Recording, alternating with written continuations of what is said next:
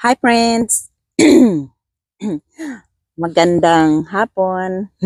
So ano na pala siya ngayon friends, tanghali na. So nandito na naman tayo sa ating munting garden. Kukunin ko na yung mga ah, lettuce natin tsaka ang aking pichay dahil tumatanda na sila friends. Tapos para magkaroon na ng anong tawag niyan?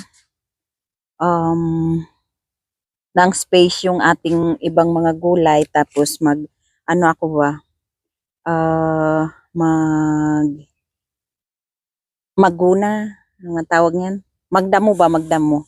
So ito pala sila friends, kukunin muna natin ang ating mga lettuce at pichay, tapos magchika-chika tayo mamaya kung bakit minsan na lang tayo nag video tapos kunti na lang yung aking tanim-tanim ba. Ayan, kukunin ko na tong ating mga lettuce. Ayan, yung nakikita niyo friends. Ayan pa, kasi para hindi sila tumanda ba katulad ng aking mga pichay.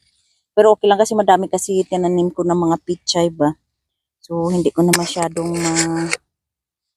kaya yan na lang. Tapos, magtatanim tayo ng isang patatas. Hindi ko na siya hahatiin dahil yan lang naman yung mata niya na maganda-ganda, wala naman dito sa iba. So itatanim ko na lang siya ng buo para hindi na ako maghintay pa na, 'di ba pag hahati-hatiin mo pa, kailangan mo pa na hintayin na matuyo pa siya ba, yung pinaghatian mo.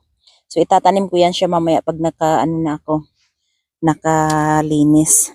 So ngayon, kukunin ko muna itong ating mga pichay. Ayan, bunutin ko na lang. Ay, pichay ang ating lettuce. Yan, mamaya ko na lang siya lilinisin. Yan. Tapos ito pa, ayan o, ang ganda ng ano niya. Ang ganda. Yan. Ang ating lettuce. Tapos, itong pichay na to para ano pa natin. Tsaka ito.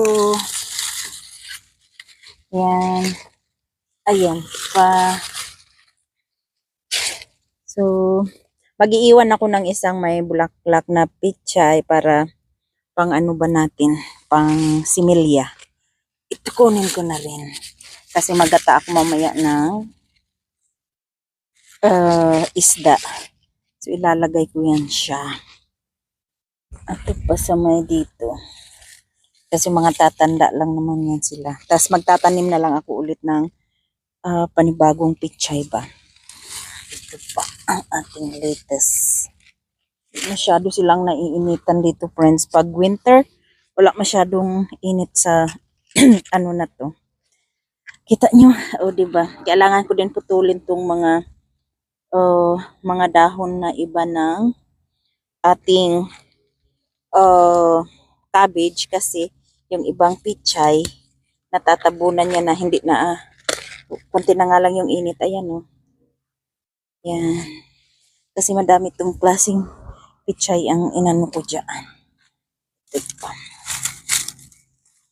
para maliit pa yan pero kunin ko na kasi baka masayang lang.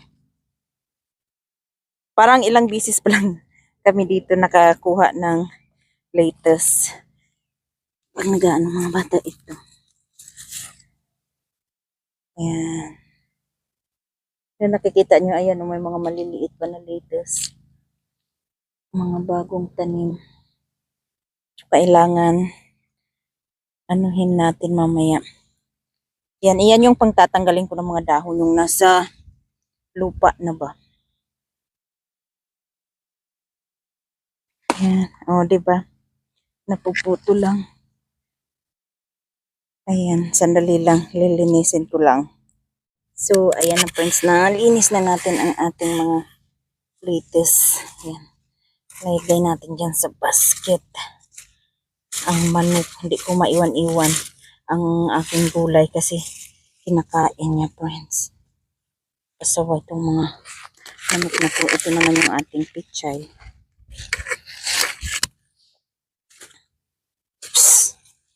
Okay lang yan. Kinakain niya yung mga ano na ba. So, ayan friends. Sabi ko pala sa inyo kanina, bakit minsan na lang ako mag-video kasi busy na tayo friends. Pagkatapos ng 7 taon ko dito sa US, ano na po tayo, matagal na naman tayo naging citizen na. Nagtrabaho na po ako friends. Hindi ko pa nasasabi sa inyo kaya lagi tayong medyo busy. Pero hindi siya full time.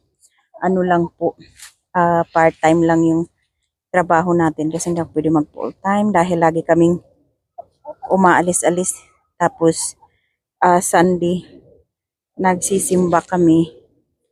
Yan. Kaya, pero okay lang, may part-time na tayo na trabaho para hindi rin masyadong nakakapagod ba. Yan, so chika-chika natin. Tapos ano pa bang mga latest sa atin? Si Ainsley pala ay college na. So ano na siya, first year pa rin. Kasi second sem pa lang nila ngayon. So nagmamaniho na siya mag-isa. Siya na lang pag pumupunta sa school, siya na lang nagmamaniho. Tapos si Lina naman, ayaw niya mag-aral sa college. Ano na lang siya, nagtatrabaho na. Tapos si Clenon, tsaka si Sophie, si Clenon middle school, si Sophie nasa high school pa rin. So, si Clenon ay hindi na baby. Ay hindi na yung malaki na siya. Dalagitan na rin. Ayaw na nila masyadong magsali ba sa video. Yan, kaya minsan na lang sila sumasali kung kailan na lang nila gusto. So, kung ano pa bang mga bago natin? Tapos last year pala, 'di ba, umuwi kami ng Pilipinas. Kaya hindi pala ako nakapag-video nun sa atin friends masyado kasi yung alam niyo yung napakasaya tapos may kapalit pala yun na trahedya. Pero ano pa rin, masaya pa rin kami at okay naman kasi ang nangyari friends, nag-ano kami ba, nag-happy-happy, nag-swimming kami. O diba, ang tagal ko kininto sa inyo. Nung July pa kami umuwi ng Pilipinas, ewan ko kung nakarating pa kayo sa kwento ko na to. Yung pamangkin ko ba, 4 na taong gulang, na ano po siya friends, nalunod. So, super lungkot kaya hindi. Pero nung mga first week, second week namin, super saya naman pero kaya okay lang yung bakasyon namin. Tapos nung mga malapit na kaming pabalik, yun na yung nangyari sa pamangkin ko. Kaya hindi na masyado lahat nakapag-enjoy. Pero okay naman no, yung pamangkin ko na ngayon medyo malala kasi yung pagkapangyari niya kasi wala na siya ng oxygen sa brain. So hanggang ngayon friends,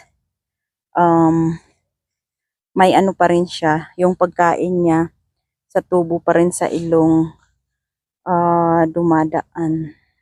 Pero we're still nagpapasalamat pa rin at okay na po siya sa ngayon. So, alam ko hindi pa ako magaling kwento or sometimes gusto ko mag voice over ba sa mga video ko kasi ang dami rin namin pinupuntahan na mga lugar-lugar. Tapos, yung nakikita ko sa Facebook na mga nagbo-voice over sila, alam niyo naman hindi ako magaling kwento talaga. So, ewan ko, boring na nga siguro kayo sa kwento ko. So, yan lang. Update lang tayo sa buhay-buhay natin ngayon. So ito lang yung parang nag-live lang ba ako tapos nagkwento-kwento sa inyo.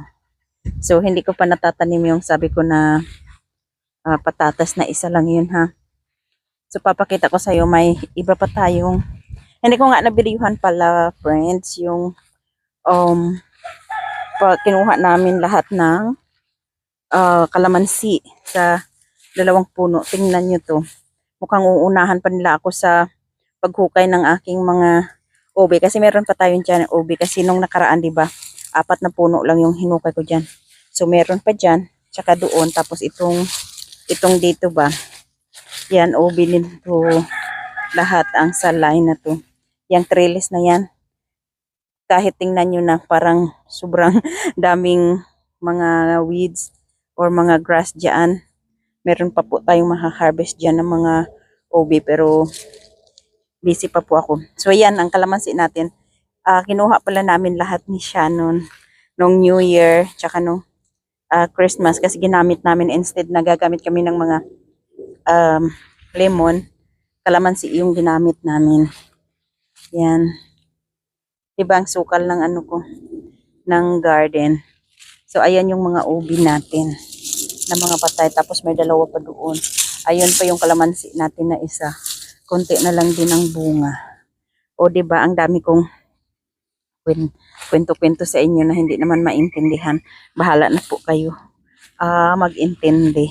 So yan lang po yung latest hindi ba?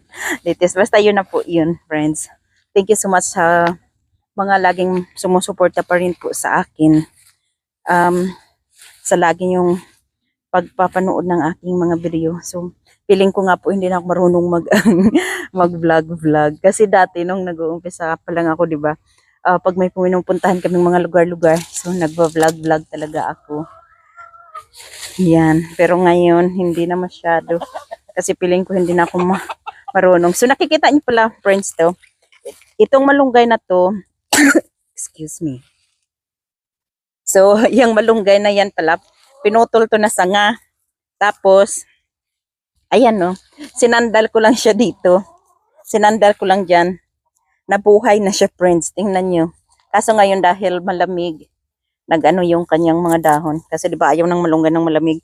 So, nag-ugat siya, pinasandal ko lang dyan. So, ang ating pala mga mangga, super daming bulaklak. Ayan no. May maliliit na siya na bunga. Pero sana hindi sila magkandalaglagan sa ano ba? Sa frost. Yan. So, I think that's it friends. Thank you so much for watching. Bye. Mag-iingat po kayo. God bless. Ang mga manok nagpiesta na kayo dito.